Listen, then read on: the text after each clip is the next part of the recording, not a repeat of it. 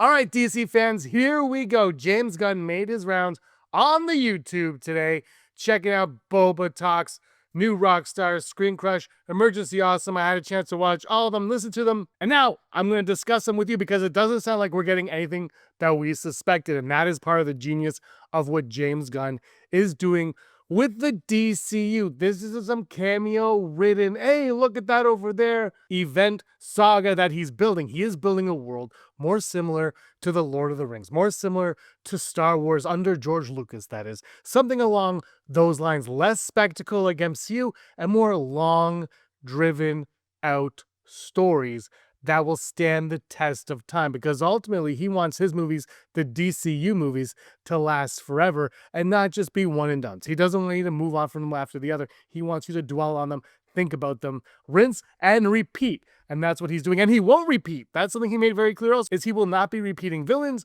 or storylines that we've got in necessary. Now you can argue we've got some Earth X, but he didn't use Earth X in the same way the Arrowverse did. He used it in a way that was in context to the characters in the story he was telling. Story is key. He said that since day one, since he came and announced his job. He said story was key, and it sounds like that is what we're getting. Hello everyone, welcome to Digital Charcuterie. My name is James. Thank you so much for stopping by. If you're new to the channel and a fan of the DCU, hit that subscribe button. I talk about it and discuss it with you all right here. And let me know your thoughts in the comments down below of the DCU. And if you had a chance to watch any of these interviews with James Gunn, let me know your thoughts of those in the comments down below. I'm going to take what I got from these, a part of it, not all the, not everything that they talked about, just what I want to do this video on. There's more to talk about. I think Lanterns is going to be a separate video, but in this one I want to talk about, because I thought, when we got Salvation, I was like, he's going Darkseid. Wow. And then, that kind of started waning. I still was on the Brainiac side of things, but now I'm starting to speculate that we're not getting either one of those. There's going to be no Darkseid yet. Not yet. And he said, and you got to give him credit, he said Zack Snyder's Darkseid was perfect. And look, honestly, if you're a fan or not of the Snyderverse, Darkseid, the voice of Darkseid, the design of Darkseid in Zack Snyder's Justice League was absolute perfection. If there was ever to be a case to expand the Snyderverse any further, it would be just for more Darkseid, because Darkseid was phenomenal. But also, he's, a lot of iterations of, he's too similar to Thanos, and they just did Thanos, and he's not going to repeat what Marvel just did with something. Like, he's trying to do something new, like I said off the top, and he's not just going to retread old storylines or similar storylines that he's already done. This is all new. It's all James Gunn. It's all DCU, and it's all story first, and I'm very excited about it. But he had a lot to say in these interviews, but obviously not saying much. And part of what I like, he said, I believe it was in the Screen Crush New Rockstars interview, what I really liked about that one, he made mention about maybe he's talking a little bit too much. He said 2 days before the Peacemaker premiere, he saw that people were speculating on who the big cameo would be, and he goes, but there is no big cameo. Lex was the big cameo. So I think he's starting to understand also the power of his words that he says also, and the hype that he's built and created. So he had to actually come back a little bit on his answers and kind of just take a beat and rethink what he was going to say for the purposes of videos like this. But let's get into what I took away from his interviews, where I think he's going, because I don't think Darkseid's coming. I'm pretty confident now we're not getting any New Gods, anything out of Salvation or anything in the near future. I mean, he's going to come, just not yet. That's all at play, obviously. And Brainiac, I don't think we're getting Brainiac yet either. I think the front page of the Man of Tomorrow screenplay that he shared was Lex Luthor, because Rick Flag mentions that he is the smartest man on the planet. Obviously, we know that, but in Peacemaker episode 8, Rick Flag Sr. says that, and that is what is going to bring this all to a head. And it's all about Lex Luthor, it's all about Rick Flag Sr., and it's all about Superman and the metahumans. Because in the interviews, Gunn keeps circling back to the idea that the DCU is about belief. He literally says, not everyone's going to love everything. People thought he was just managing expectations, but that line was deeper. What he's actually saying is that the DCU isn't being made for validation. It's being made to test belief, to see whether people can still care, still feel something in a world that's grown numb. Gunn's entire approach to make a universe where the biggest threat isn't Darkseid or Brainiac, it's apathy, the death of belief itself. And that's what makes this human versus metahuman thread so interesting, because that's the narrative manifestation of cynicism. It's fear, distrust, the erosion of empathy. Rick Flag Sr. creates an illegal prison for metahumans. It's not just a shady government move, it's the system losing faith in its own heroes. And when Hawkgirl kills a world leader, it's not just international incident, it's a spark. The perfect event to ignite a moral panic. You can see how this all spirals into something bigger. People start questioning whether metahumans can even be trusted, whether heroes should even exist. That's the philosophical breakdown Gunn's setting up, and that's where Lex Luthor enters the story. Now, for someone who doesn't know the context, the Injustice League has been a long-running concept in DC Comics.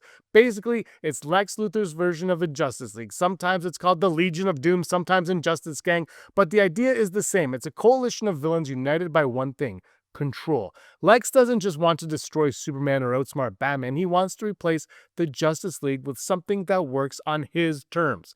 He genuinely believes that humanity is better off under rational control. No gods, no aliens, no unpredictable powers. That belief has always been at the heart of Lex's character. He's not just jealous of Superman, he's philosophically opposed to him. He sees Superman as a threat to human agency, and in a world where public opinion is already turning against metahumans, Lex doesn't need to be the villain, he can be the savior. Think about it. You've got Rick Flag Sr. out here building a secret metahuman prison, proof that the government has been preparing for the worst. You've got Hawkgirl accidentally sparking an international crisis, and you've got Superman debuting into a world that doesn't trust superpowered beings. That's a powder keg. And who better to exploit that than Lex Luthor? Gunn's clearly building the foundation for Lex to rise not just as a villain, but as a political force. He'll be the man who says, "I warned you, I told you. These beings would turn on us. You want order, you want safety, follow me." Now, if you go back to the New Frontier, the story was all about paranoia, the tension between ordinary humans and metahumans. The government feared the unknown, the extraordinary. The Justice League had to prove that hope and cooperation could overcome fear. That's exactly the energy Gunn's drawing from.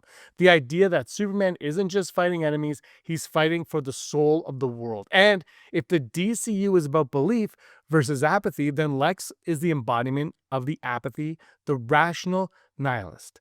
He doesn't believe in hope. He believes in control. And this is where the Injustice League comes in. In classic runs, Lex brings together people like Black Manta, Cheetah, Deathstroke, and others, not because they share his values, but because they share his resentment. They've all been betrayed by systems that failed them, and they all want to tear down the idealism of the Justice League. But imagine how Gunn recontextualizes that. Instead of mustache-twirling villains, imagine the Injustice League as a coalition of disillusioned pragmatists. People who look at the chaos, at Flag's prison, at Hawkgirl's actions, at Superman's idealism and say, none of that works. We need control. We need structure. We need order. That is how Lex sells it. That's how he wins. And here's where it gets insane, because Gunn has been crystal clear that he's not interested in telling traditional good versus evil stories. He wants moral complexity. He wants stories where everyone thinks they're the hero. So imagine a universe where the line between hero and villain starts to blur, where the Injustice League actually makes sense, where the argument sounds reasonable because the world is falling apart. That's how nihilism works, not by destroying hope outright, but by convincing people it's naive. Now, Gunn's entire history supports this direction. Guardians of the Galaxy, the Suicide Squad, Peacemaker, they're all about broken people learning to care. Every one of those stories is about rediscovering empathy in a world that's lost it. So when he says the DCU is about emotional connections and belief, he's not just talking about character arcs, he's talking about the thematic backbone of the entire universe. That's why Superman was the first DCU movie. Because if he can make people believe in hope again, not blind faith, but earned belief, then the theme carries through everything. And here's the genius of it all. Lex Luthor will be the test. Superman believes in humanity's potential. Lex believes humanity only survives through control. They're two sides of the same coin. And as the war between humans and metahumans grow, Lex will have the world on his side. He'll create the Injustice League not as a cabal of criminals, but as humanity's self-defense. That's how you make the ideologic conflict feel real. And the most brilliant part, the setup means the DCU's final battle isn't going to be about punching a god. It's going to be about proving whether hope can survive disillusionment, whether belief can survive corruption.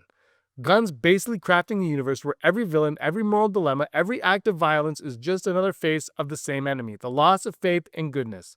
The Injustice League isn't just a team of villains, it's a metaphor for a world that stopped believing heroes can exist. So when people ask who's the big bad of Chapter 1, I think the answer is right in front of us. It's Lex, but not the cartoon version, not the guy building doomsday machines in a lab. It's the visionary, the realist, the human who looks at gods and says, "You've failed us." He's going to weaponize fear and reason in the same way Superman weaponizes hope. That's the clash Gunn's setting up, and it's so much bigger than a fight. It's about moral. And this is why I think this is where Gunn's whole belief versus apathy theme will pay off. Because if you strip it down, what he's building isn't a cinematic universe, it's a spiritual experiment. Can you make audiences care again? Can you make them believe in something bigger than themselves without irony, without cynicism? In 2025 and beyond, that's the gamble. And Lex is the perfect mirror to test that belief. So yeah, the DC's big bad might not be a cosmic being. It might not be external. It's the part of us that stops believing, that gives up. The part that says Superman's too good for this world, that hope's outdated. Lex Luthor is the embodiment of that voice, smart, persuasive, dangerous, and the Injustice League is his sermon. And if Gunn can make that conflict land emotionally, if he can turn that philosophical war into real storytelling momentum, then we're not just watching a reboot of the DC universe. We're watching him try to resurrect the idea of heroism himself. Because the real villain of the DCU isn't out there. It's in here, in all of us, in the loss of belief, in the surrender to cynicism and Gunn. Through Superman, through Lex, through this entire human versus metahuman saga, might just be trying to save us from it. Those are my thoughts and my takeaways from what he said for most of those interviews. I really believe that this isn't about some grand scale. I mean, there will be grand scale epic battles, obviously, but at the end of the day, it's going to be about belief and about us and about hope. And it's all going to be about hope. The Superman saga, the 4 Superman saga films, ultimately should be about hope because Superman is a symbol of hope. Those are my thoughts. Let me know your thoughts in the comments down below. Thank you so much for watching, everybody. I really appreciate your time. It means a lot to me. Hit the like button and subscribe. And until next time, may be the master of your own universe.